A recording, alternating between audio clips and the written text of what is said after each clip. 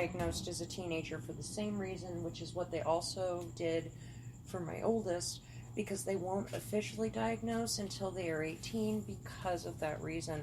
And that hasn't changed in 15, 20 years.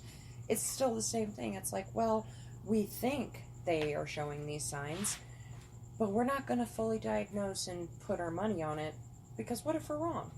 It's like, but what if you're not wrong and you're helping keep this person from committing atrocities against themselves or others as they get older? Yeah.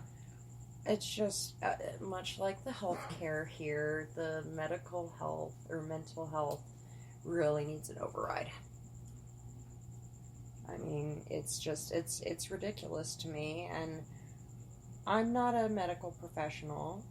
I'm sure there are reasons why they are so hesitant, but then when I look at my own personal experiences of dealing with so many different...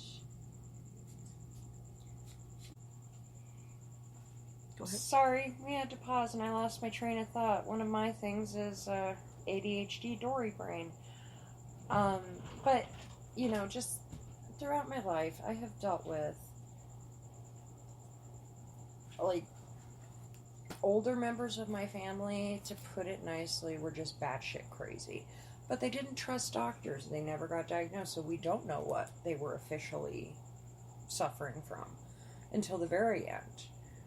You know, I've dealt with bipolar, BPD, ODD, OCD, potential autistic spectrums, depression, anxiety. I mean, I've dealt with almost everything serious that you can deal with, minus like true psychosis, and even then, we don't know if that isn't the case with certain members of my family, because we can't get a full diagnosis. But at least you're getting them the help that they need. Yes. Because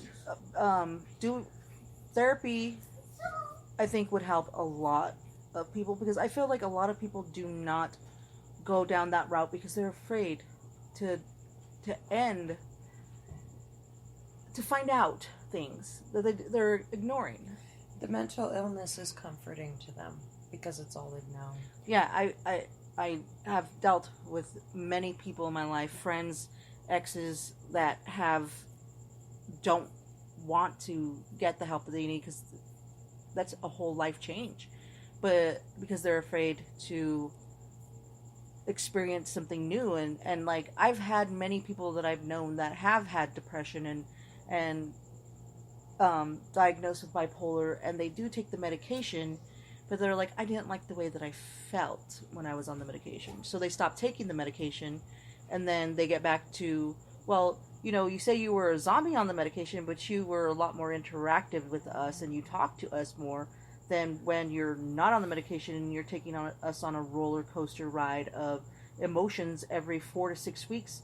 You hate things, you love things, you spend money. Like, there's so many different sides to the diagnosis and their symptoms.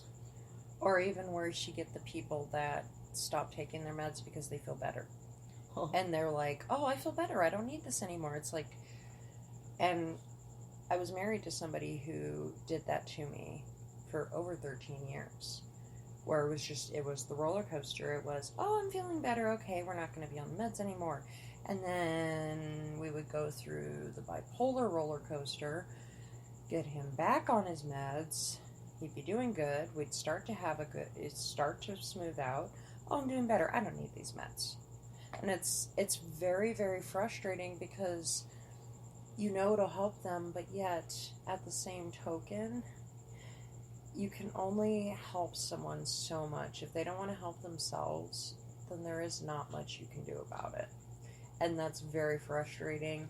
I am very much a control freak. I want to know what's happening. I want to have my finger on the pulse of everything, and it's just, it's frustrating when you're dealing with somebody who has mental illness, because you can't control that. You can't control that. You can't force them to get better. Now, this is coming from a partner perspective. Mm-hmm. As a parental perspective, you have a little bit more control over that. And that's why, to me, there should be no excuse. At the bare minimum, even if you can't afford the therapy or the medications, you can say, I genuinely was trying. Yeah. And this happened, and now I can't continue to help them. Yeah, but the good thing with medical is that they do like 8 free sessions with when you are covered. A lot of insurance companies do that. And also with being with somebody that does have mental illness, with their when they self-diagnose or not self-diagnose, self-medicate with drugs and alcohol, that's always a fun ride. Oh yeah. I feel like you and I have gone down the same road with our partners that have had mental illness and they self-medicated. The only way that I self-medicated was because of my PMDD. Yes, I fucking self-medicated because at night, sometimes I just feel like crazy, but I think today is because it's the new moon. Hello, witchies. Blessed be, sisters. So mote it be. But my thing is I self-medicate, one. It's a different kind of self-medicate, though. Yeah, but it's not gonna ruin your family, and no, it is not. Your kids aren't gonna see things that they shouldn't be seeing. No, exactly. My self-medication is now legal in most states. And it is one of the very few things that with my laundry list of issues that I have for my own mental state, it helps keep me, that along with Zoloft helps keep me on an even keel most of the time. And it's just, I'm not sitting here trying to be a billboard for self-medication in that way. However, you know what? The way I look at it is if that is a person's choice and their bills are paid, their kids are taken care of, it is not around the children, and you are not doing stupid things like driving or putting other people at risk, then you do you, boo. See, I have my medical card for the state of Arizona, but I haven't smoked in over a year because I'm trying to get a state job or a government job, and they ask you how long has it been, and they ask you, they do a polygraph test, and it's rough, and it's either like, we don't care that it's legal in the state, in the city way, but because if federally it's not, then it doesn't matter, and it sucks. Can you believe that it is categorized as the same class drug as heroin? Oh, shit. As a class 1 drug. Class 1 felony. It is in the same ballpark as heroin.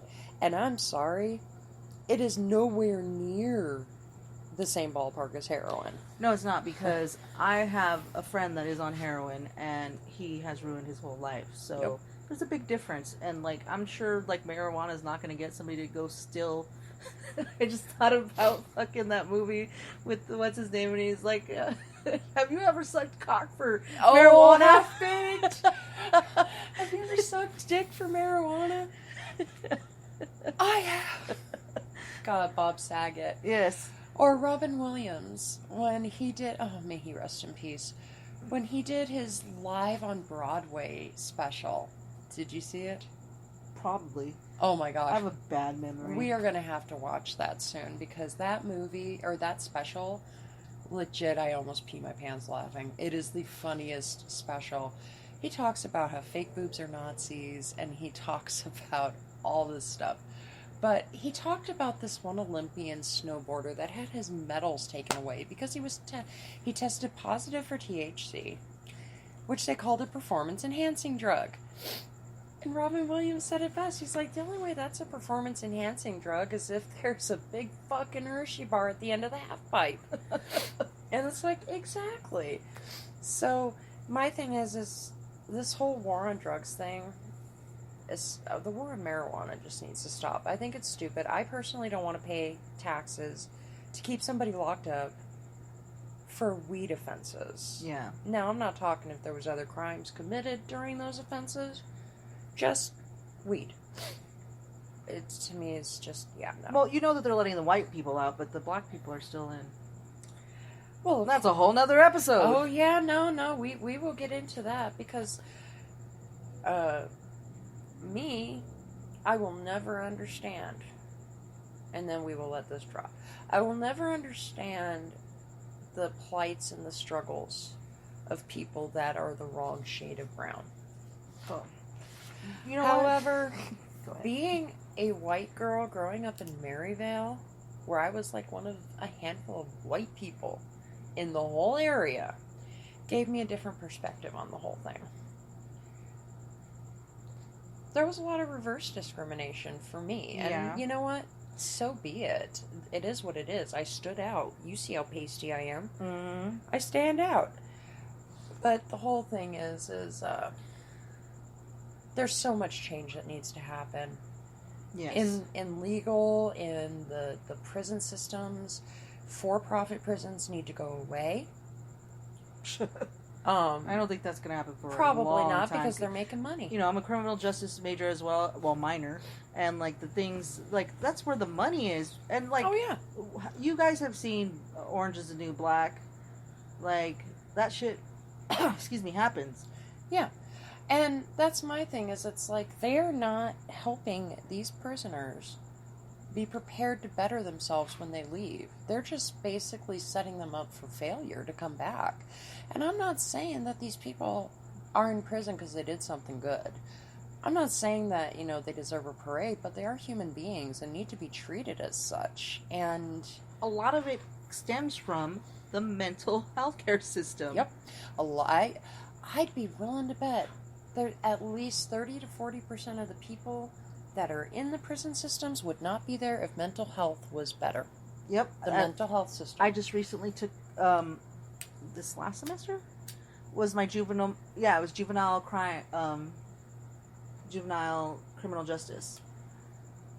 Juvenile criminal justice. And sex crimes and we could do a whole and podcast serial on, killers. We could do a whole podcast on serial I'll write killers. a list on that. Yeah. This podcast was supposed to, this Roosevelt Rebel was supposed to be like talking about culture and stuff, and I think this, I'll keep it going, and the topic will be different. Some podcasts have where they stick to like one thing, but I think, because I am all over the place all the time, and I have, a lot of things to say that I haven't been able to say, and this fucking pandemic nobody's talked, nobody's had conversations, and so now that we're opening up and we've both been diagnosed, we got our cootie shots. We got our shots, and we've been hanging out. Then it'll be about arts and culture, but also But culture doesn't just stop at art. Yeah. Well, that's what I was doing before, but and honestly, it would be nice to have a place for me to say what I want to say, where I'm not going to hurt anybody. But it's such a very turbulent time right now that everyone's scared to say what they think. Mm-hmm. Cancel culture. Cancel culture, the Karen culture. Those people need to shut up, and they don't. And then you got to be afraid that, cancel culture. Oh my gosh. When they tried to cancel Eminem for one line out of one song, and that's and the line against domestic abuse. The right? song wasn't. It's like, you're seriously, you couldn't have looked at Stan, Just Lose It, all the songs that he's all talking of his about other murdering songs? his wife. Oh, the song Stan. It's such a good song, though. Such a powerful song, but it's like, your guys are going to come after him. Well, he wrote a song about it. So. I know, it was great. He wrote a song about it. You want to hear it? Here it goes. It was great. But just, everyone's afraid to say what they think because nobody is listening with open ears anymore. No, because everybody's getting offended and everybody's... It is...